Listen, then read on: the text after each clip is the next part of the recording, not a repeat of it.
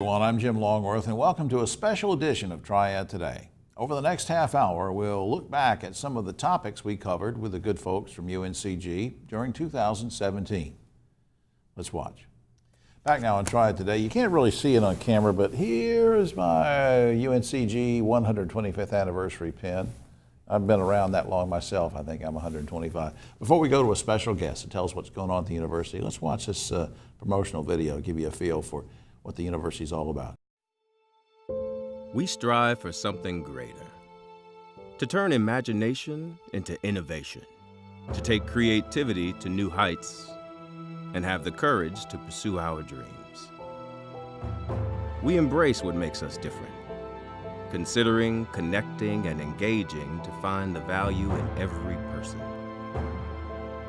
Where others see obstacles, we see opportunity. We shoot for the moon and we get there. We persevere and see the beauty in resilience. We believe that service transforms our communities, our city, and the world. We are teachers and inventors, philosophers and researchers, historians and artists, entrepreneurs and scientists, performers and athletes, Olympians and Spartans. We were founded to serve, and that's what we've been doing. Opening doors, breaking down barriers, taking giant steps in the pursuit of opportunity and excellence for more than 125 years. We are the University of North Carolina at Greensboro, and we're just getting started.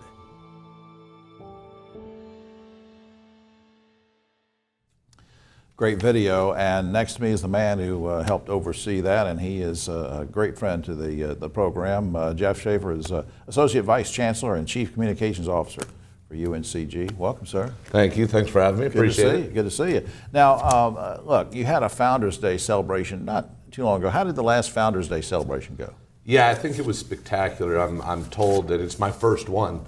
I'm told that it was one of the biggest, one of the most exciting that we had. We had Margaret Spellings, the president of the UNC system, was there. The chancellor was there. We had probably 2,000 students and community members show up in the quad to celebrate with music and food and some games. And I think what it did was it really captured the fact that, 125 years in, the place is just getting rolling. Oh, yeah. And there's a lot of momentum. There's a lot of excitement. And, one of the things we were told by our visitors was, hey, this is a campus that feels happy. It feels like it's on a roll. There's always something going on. And I think it's always been like that to an extent, but really since Chancellor Gilliam got there and some of the work you're doing, it's really ramped up. And that's not by accident. I mean, I'm not trying to just flatter you, but I mean through the kind of marketing stuff that's going on. It seems to me you're trying to do a lot more outreach to the community. Yeah, I think that when you look at the strategy of the university and the way that we think about ourselves, we talk a lot about the shared place and fate that we have with the community, with the Triad broadly, with Greensboro specifically. And part of our mission, part of our role is to really be an economic and social engine for this area. And some of what that means is making sure that we tell the story. If we tell the story of the university well, of our momentum, of our growth, 20,000 students, 17 Division I sports, all of this research, $1 billion worth of impact, that shines some light on Greensboro. It shines some light on the Triad, and it benefits all of us. So it's really a very intentional effort to start to tell people about the great work that's going on there and stop making UNCG this sort of best kept secret in the system. Oh, absolutely. Before time runs out on us, what does the future hold as we look at 2018 and some of the challenges and things you want to do? Yeah, what we've got to figure out here really is what we know is that when people are connected to us, they like us. Not enough people know who we are. And the people who are just a little bit familiar with us don't have a real distinctive idea about UNCG or frankly about Greensboro. That's the problem we've got to solve. When you shut your eyes and I say UNC Greensboro, what do you picture? And we need to paint that picture for people because there's a tremendous amount going on. Arts and culture, health and wellness, economic growth, job creation, academics. Yeah. So the story is there, and we've just got to start to tell that story for ourselves and for the community. And all of these things that Jeff's talking about, they're accessible. And that's why I want to put up the website too, because it tells you all about the things going on, not just things, courses and things you can sign up for, but activities as well, uncg.edu. Jeff, thanks for all you do, sir. Thanks very much. We appreciate it. All right. Go Spartans. All right. So you got the promo in there with that. Well, I'm a Spartan too, so I can say that. All right, we'll be right back after this on Triad Today, and I will say that I am prejudiced about this segment because I'm a graduate of UNCG. I'm always interested in what's going on in all the universities around here, and this is fascinating because it has to do with the School of Nursing. And I want you to meet this lovely lady. She's been with us before. I'm glad we were able to get her back. Lori Baser, director, of course, my good friend. Robin Remsburg. Dr. Remsburg is Dean of the School of Nursing at UNCG. Welcome back. Thank you, Jim. Good to see you. Last month, you graduated your first class in what's called if I get this right, correct me, the Veterans Access Program. Correct. Now, we're talking about nursing, but this is a Veterans Access Program. What is this all about? Well, it's a wonderful new program that we started in 2015 for veterans who have medical experience in the military, who have training and have worked as medics or as pharmacy techs or as medical techs. Oh, okay. It's an accelerated Bachelor of Science in Nursing program, so it helps them to translate that experience and training into a career in the civilian life. Because they come back off the field and they've had all this great experience in combat or around the combat zones, but maybe they didn't go to any college before then. Exactly. So we have a way to assess what the learning that they've had in the past, and then put them in the appropriate courses that they need to achieve their bachelor's degree. So let me make sure I understand, their experience in the field is going to count toward what they're trying to achieve. In many cases it does. Now, there's also something new. I was reading an email from you and Alyssa the other day about a Doctor of Nursing practice. Yes. Now, is that a degree? Is it a program? Or what is that all about? It's a new doctoral degree. It is the highest degree that nurses can achieve as a clinical degree. It builds on our 2-year master's program. It adds an additional year. We've produced for a long time expert clinicians and administrators and executives that work in the health system. But this degree has added value. It adds content in leadership, in safety and quality, in health system operations, wow, in all of those areas that clinicians need to know and be facile in to be able to help the patients do the best they can. Why is this so relevant today? Well, the health system is very complex. It's fast-paced and changing every single day. And our patients are much more complex than they've ever been. Many of them have multiple conditions at the same time: diabetes, heart disease, asthma. Have a lot more questions? A lot more questions, a lot more management to do, and so clinicians need to have more skill and knowledge than they've ever had before to manage these patients effectively. This is great. Now, last year, as we talked about ad infinitum on this show, voters passed the Connect NC bond, which translates to a lot of the universities and colleges, new buildings and structures and things, improvements. How will the funds impact you? Well, for UNCG, we receive funds to build a new nursing building. So we have begun actually plans for a new nursing building that we hope will be ready for occupancy in the fall of 2020. It will have new facilities that enable us to simulate real-life clinical and lab experiences for our students. We're currently in 5 different buildings on campus, as you know well. That's not very productive. Not very productive. So we'll all be under one roof, all of our students and faculty and staff, and we'll triple the size of our simulation and our classroom wow, and learning spaces. We'll have a community engagement center and a small clinic where our students can practice and deliver health promotion and prevention services. 2020, you think? 2020. Kind of appropriate, because our vision is we wanted to get there anyway, and now we're going to get there. Yep, exactly. UNCG School of Nursing has a big anniversary coming up. Tell me about it. It does. We are so excited. We're planning our 50th anniversary for April. We plan to bring faculty and staff and students and our clinical partners together for 2 days of festivities on campus. They'll be able to tour the campus and see how much it's changed dramatically over the last 50 years. We'll have a gala reception at the Weatherspoon Gallery where we'll connect our history with the Cone Health System and the Cone Sisters and their contributions of artwork. Now, what week or month? Now, tell me again when this is going to start. April 7th and 8th. April 7th and 8th, okay. And we hope a lot of those alums, we have over 8,000 alums out there over the past 50 years. We hope they'll be able to come and join us. Sure.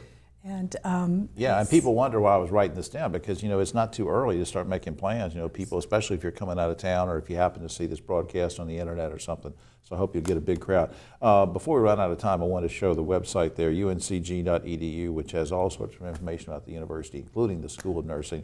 It won't tell you how great a lady she is, but just by reading her bio, but I can tell you she is, and Robin has done so many great things for the university and the community. Thanks for being here. Thank you so much. All right, my friend. Enjoyed it.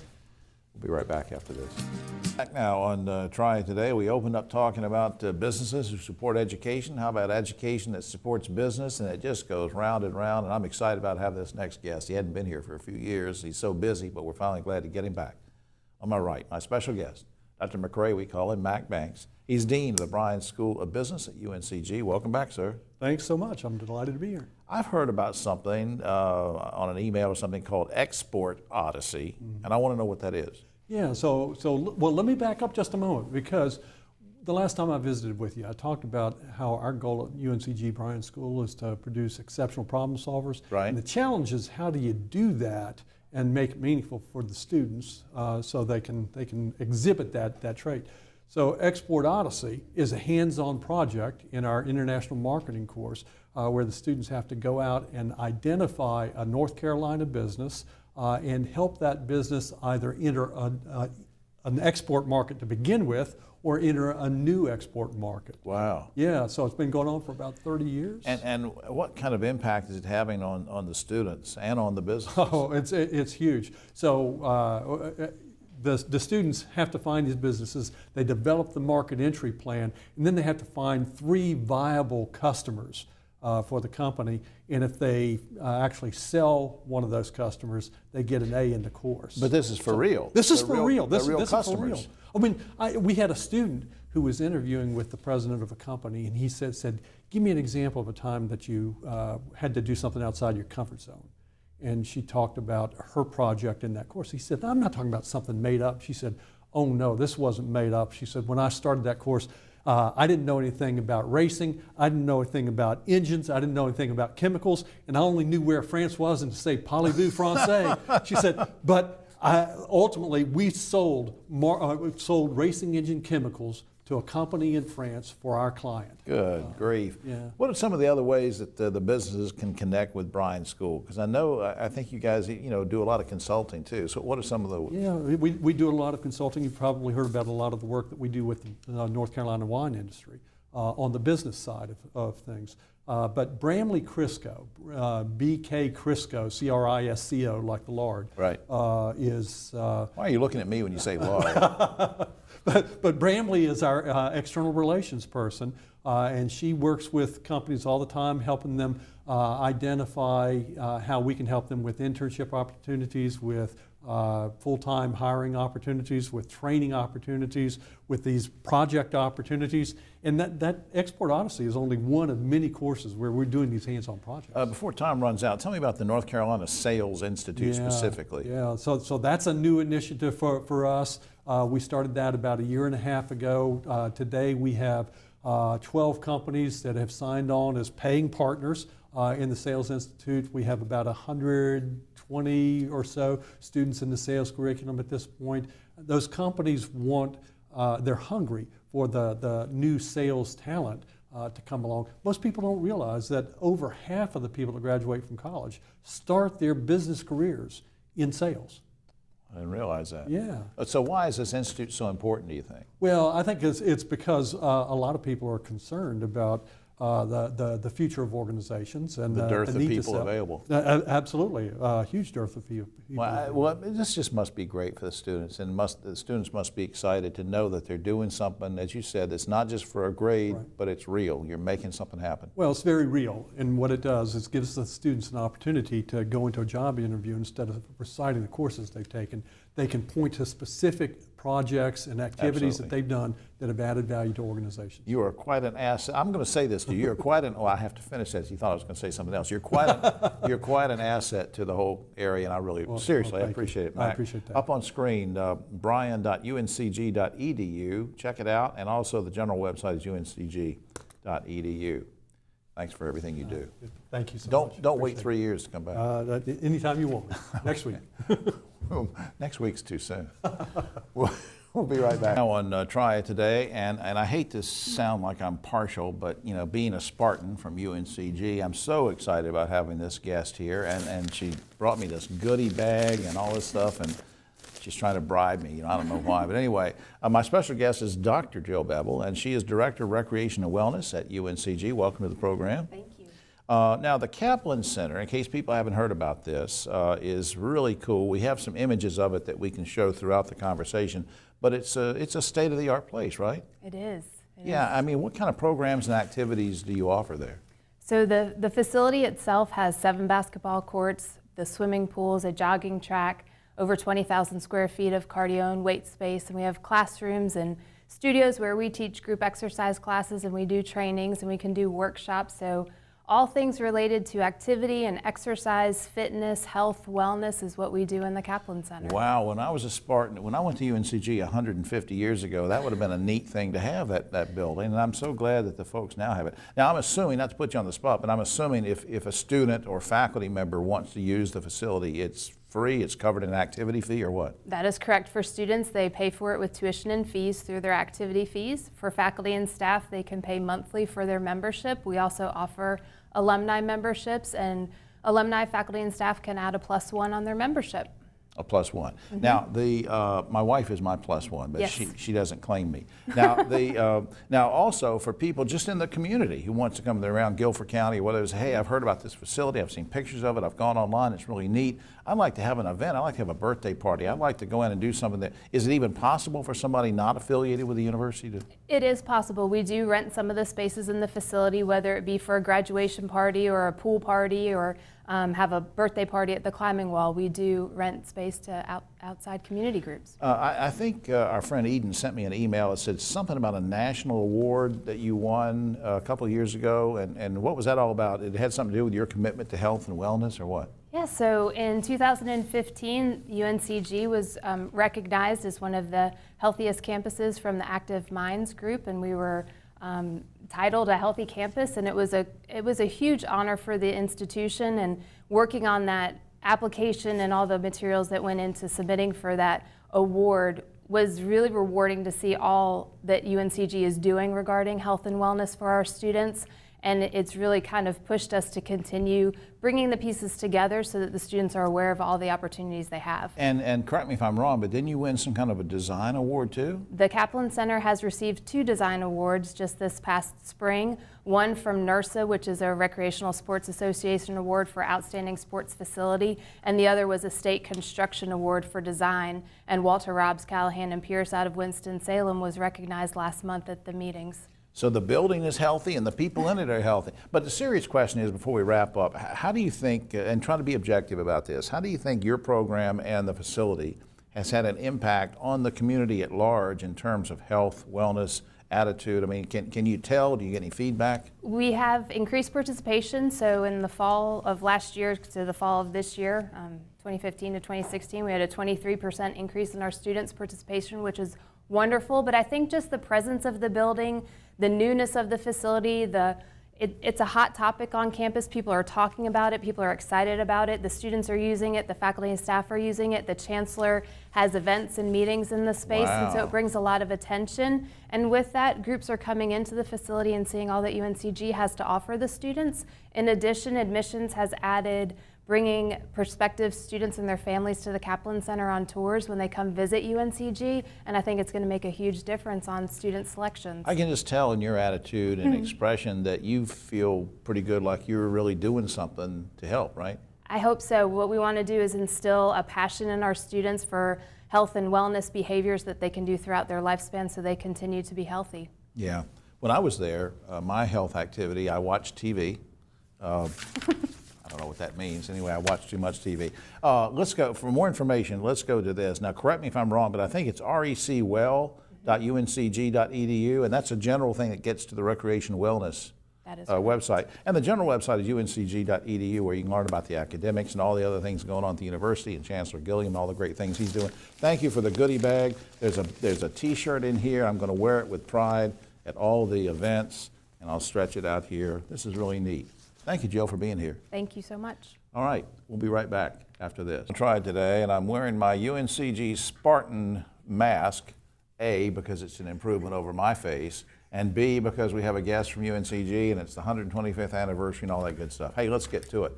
I want to introduce our special guest. On my right, Shanna Eller is the Sustainability Coordinator for Operations at UNCG, and welcome to the program. Thank you, appreciate it. I love the name Shanna. Thank like you. that. Now, first of all, we don't have to spend a lot of time on this, but give the folks some background. What is, when we say sustainability, what do you mean? Yeah, that's really a good place to start. And increasingly, there is a recognized definition of sustainability. The UNCG definition is a little special in some ways. So sustainability for us, we define as recognizing the enduring interconnection of economics with the natural environment, effects on social equity, and what's unique in our definition is a recognition of the importance of aesthetics as well, that these are interconnected. And you're doing all of that, you're just doing lots of that. It's great what you're doing, but also I read something you sent me, I think it was in an email, about electricity, savings in electricity. What's that about? Yeah, so like many of us, we look at our utility bills. We're looking at how we're building new buildings, but we're also looking at our existing square footage, which is really the bulk of our campus.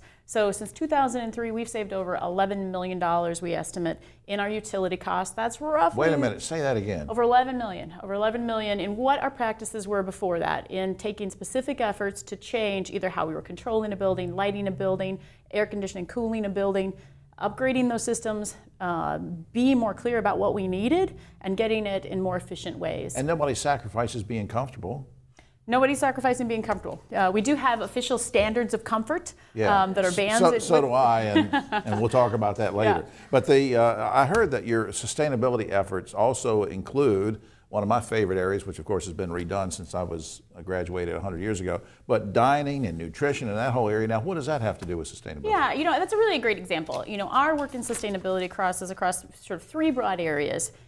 Efforts in academics, so traditional research and how we're teaching students and what we're looking at and building our understanding. Our operational areas, which includes dining, energy, utilities, grounds, transportation, et cetera. Right. And then what we would call engagement, student engagement, campus engagement. Dining is a great example within operations of something where we're making a whole series of choices, some of which people would readily recognize. What kind of food we're buying. Is it organic produce? Is it cage-free eggs? Is it Seafood Watch certified fish, et cetera? But more than that, it's where are we getting it from? Did it travel more than 250 miles? When we cooked it, did we cook it on efficient equipment? Did we recycle our cooking oil? Did we compost it at the end? I got you. So you're doing that, you're cutting down on the fuel cost of transporting fish or products or whatever it is coming from California. Instead, you're getting it from... Well, that ties in with this other thing. Give me an example. You've already probably answered this question, but give me an example that can register with me at home and say, okay, this is great for UNCG. They're a big operation. What can I copy? What can I do that might help? Yeah, well, let's continue forward the dining example, because I think one of the myths is people think about sustainability and they think it's just too complicated and what I do as an individual doesn't matter. So while in our dining services we have someone who's choosing the fish for 20,000 people and they may have a lot of resources, these are a calculus you make every day when you choose your lunch. So what we really trying to distill it down is that sustainability is about everyday decisions made with an accounting for multiple dimensions. So when you choose your lunch, you don't just go on price, the economics, but you think about other variables. Sure. You think about your health, we think about the health on the natural environment, and then you think about how pleasing it is to your senses. That's the aesthetic part. And if I go green at home, can I save money? On average, yes, you'd be amazed, actually. I think many people, there were some, with new products, we tried to change some of our products, and some of them we had to go through cycles. Right. Many of the products on your everyday things, copy paper, the paper in front of you can be from 100% recycled content. Using recycle. See, that's good. I mean, you could come back sometime, we could do a whole 5 minutes just on recycled things and ideas around the house. And the ways to be healthier you yourself by being active while reducing your environmental impact and potentially building social equity. Absolutely. I'm ripped. I have a six-pack that you can't see. It's got an extra 50 pounds on it, which is why you can't see it. But anyway, no, I understand. Shanna, that's great. On screen, for our viewers and listeners, uncg.edu, please check out that website.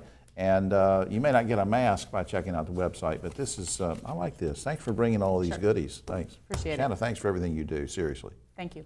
We'll be right back after this. That's it for this special edition of Triad Today, but if you want more information about some of the topics we covered, just visit the university's website. It's www.uncg.edu. For all of us here at Triad Today, I'm Jim Longworth. We'll see you next week.